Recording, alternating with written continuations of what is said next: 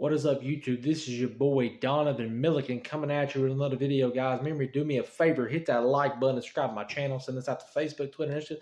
Let's get into a couple topics today. Let's get into SEC scheduling.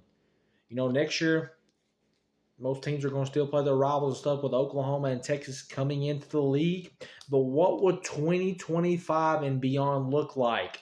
You know, Tennessee, most teams have 2 or 3 rivals. The Vols have 5. Vandy, Kentucky, Alabama, Georgia, and Florida. And the 2 models that the SEC is looking at, 6 rotating and 3 permanent, or 8 rotating and 1 permanent.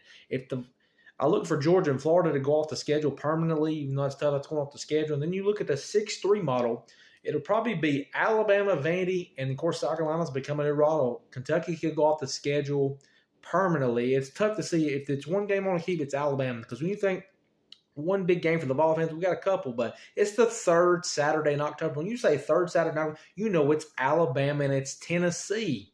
So that's games that's got to stay on there. But and then if you go to the 8 rotating and the 1 permanent, it'll probably be Vanderbilt because that's in-state. So just a lot of interesting. I know players. I'm glad they got the transfer portal and the NIL. That's good for players. Players should have been paid a long time ago. We had an NCAA game and they couldn't make nothing, couldn't sign autographs without getting in trouble. So players got their due and they should have. But a lot of tradition going out the window. You got Oklahoma and Texas coming to the SEC like Bedlam, a good rivalry. Oklahoma and Oklahoma State going to the wayside. A lot of stuff going to the wayside. But when Texas gets into the league, that Texas A&M can pick it back up. So that's one good thing. But tradition is kind of going to the wayside, which kind of sucks.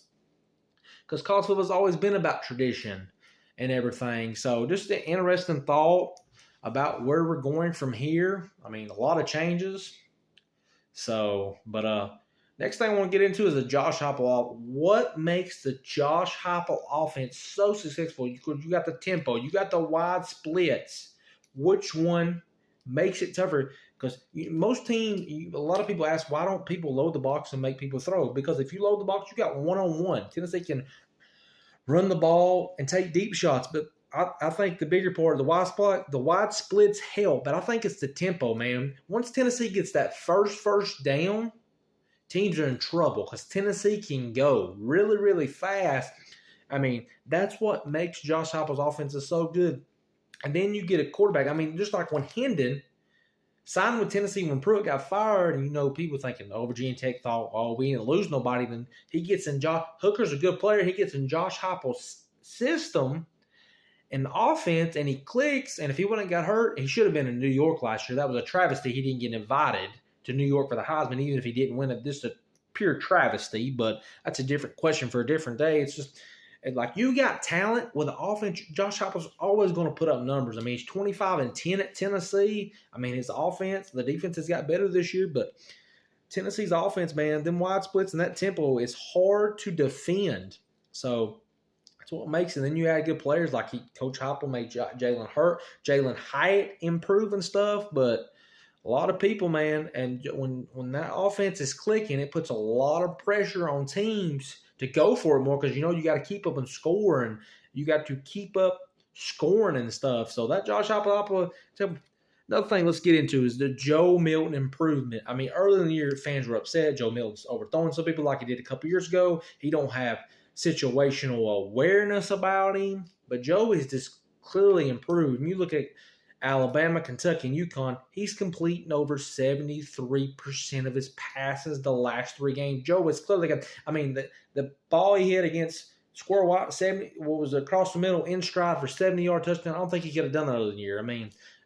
It's like Eric Kane at VolQuest said, after halftime against A&M, when Joe run over that guy, I don't know what it was. It's like something clicked. It's like Joe needs to have contact to get himself going. He ran over the guy at Alabama and got himself going. I don't know if he's got nerves and he needs to get them loosened up, but whatever, he just needs to keep it working. Joe, Missouri's not really the toughest. Missouri's a good football team. As far as the road atmosphere this week, not as tough, but as Florida and Alabama are, but Joe's improvement, man. I would have gave him an F, an F early this season. He gets a B for me right now at 7-2. If he can finish this off, Joe, That's what Josh Heupel does and makes your quarterback improve, man. You got a good teacher, which Tennessee has a lot of good teachers, and you're good and you're willing to put in the work, you're talented, you got a good teacher, a lot of good things are gonna happen, plain and simple. I mean, just it's a testament to Joe. I mean, when you're the quarterback at Tennessee, a Maine University, and you're struggling, fans are going to come at you. And then you got Nico, the backup, that could be the greatest quarterback to, yes, I said the greatest quarterback to ever play at Tennessee, including Peyton Manning. He's got that talent. For Joe to struggle in there and have Nico or something, and just to get better shows a lot about Joe. I mean, Joe transferred. He lost his job at Michigan. Transferred to Tennessee, got hurt and lost his job at Tennessee, but Joe didn't transfer. Joe has got thick skin. Joe is tough, and it's good. I mean, as much as we fans want to see Nico because of the talent play, it's good to see Joe improve and get better because it's just when you got good people, it's good to see them do good and stuff. So it's good to see Joe improving stuff. Another thing we'll get in, let's get in which coach will be fired first. Jimbo Fisher, Billy Napier, or Sam Pittman? Let's get into Jimbo Fisher. He's been at A&M 6 years. He's 2 games worse than Kevin Sumlin was at this point. I mean, think about it. He got fired. Jimbo getting paid all this money. He's got a $77 million buyout, by the way. But we know in Texas, the oil money, buddy. He's never been to Atlanta. You know, all these coaches, everybody talks about playing the SEC so easy. Yeah, because you play them in a bowl game or you play them in the first game. But if you come get in that SEC grind, that is something different. Brett Bielema, that was at Wisconsin, come to Arkansas, he got fired. I mean, Brian Kelly's been in the league 2 years at LSU. He's been to Atlanta, but this is 2 years in a row. He's not going to win the national championship, and that's what LSU fans expect. You like Brian Kelly all the way at Notre Dame, winning 10 games and more, come to LSU, won't get a national title. But guess what? 2 years in a row, he's not going to make the playoff. That SEC, we can talk about it. People can run their mouth all they want to. The SEC grind is different. You go on these other conferences where you deal with all the pretty little kittens and the deer and stuff, all these cute little animals. When you come to the SEC, that is like a shark. That is like being in the deep ocean with a great white shark. The SEC is different no matter what I don't care what y'all say. It's different. So Jimbo, year 6, could be on the way. Then you got Billy Napier. I mean, Florida has won 3 national titles since 1996. They fired Jim McElwain after going 2 years to SEC championship. And the third year, Joe got fired. And then you fired Will Muschamp. Billy Napier, he won, 7 games last year? And now, after starting 5-3, he lost to Arkansas, a team that had lost 6 games in a row before they beat Florida on Saturday. Thank you for doing that, Sam Pittman. So Tennessee's a 3:30 game instead of the night game against Missouri. But he's 5-4, and he's got Missouri, LSU, and Florida State coming in. So he's probably going to go 7-6 and 5-7 at the University of Florida, where they expect SEC championship and national championship.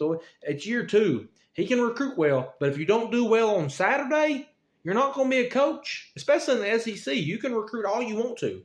Give me a guy that can recruit a little bit but can coach him up, like Josh Heupel that's 25-10 at Tennessee.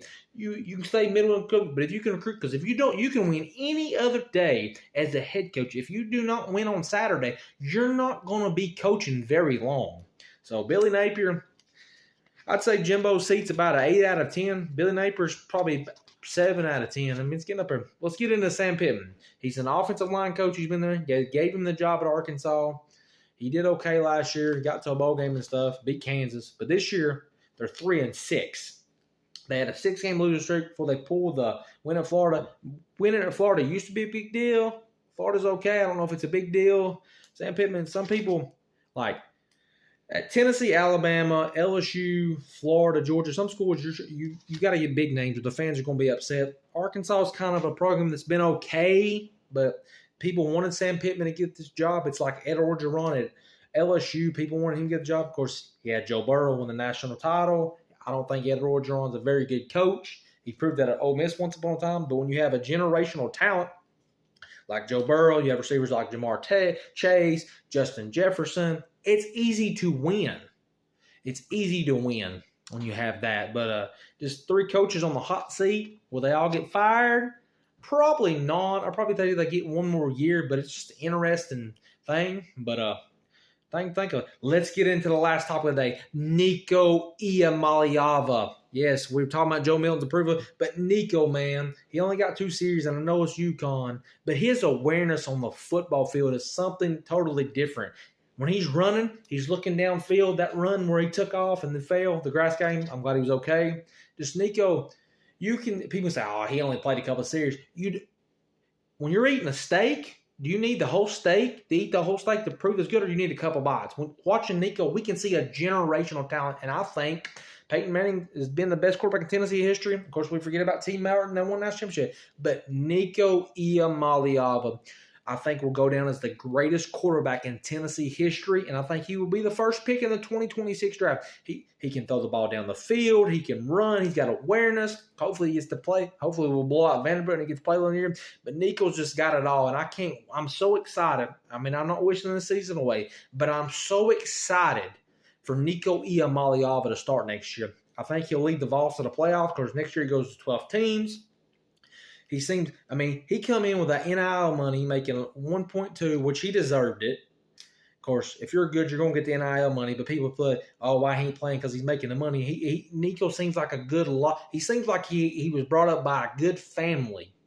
Good family. He seems like a good dude, a good culture guy. And when he scored that touchdown on Saturday, man, his teammates were so happy for him. That proves to me a guy that's come in, put his head down, and got to work. Not thinking, oh, I'm Nico, I'm a generational talent, I want to play right now. No, he's put his head down, and he has worked really hard. So that's good to see. Nico's got a bright future, and the Vols have a bright future. I mean, Tennessee football is back. I know a lot of people that upsets a lot of people, but with Nico and Josh Heupel, this football program is on the rise and should make the playoffs next year. Still got a chance to make it to Atlanta this year, but with Nico, man, got a chance to do something special next year. Guys, I appreciate y'all for watching. Remember, it's all Vols all the time here. We got all kinds of topics. Remember, hit that like button, subscribe to my channel. You get more videos. And remember, go Vols, and y'all have a great day.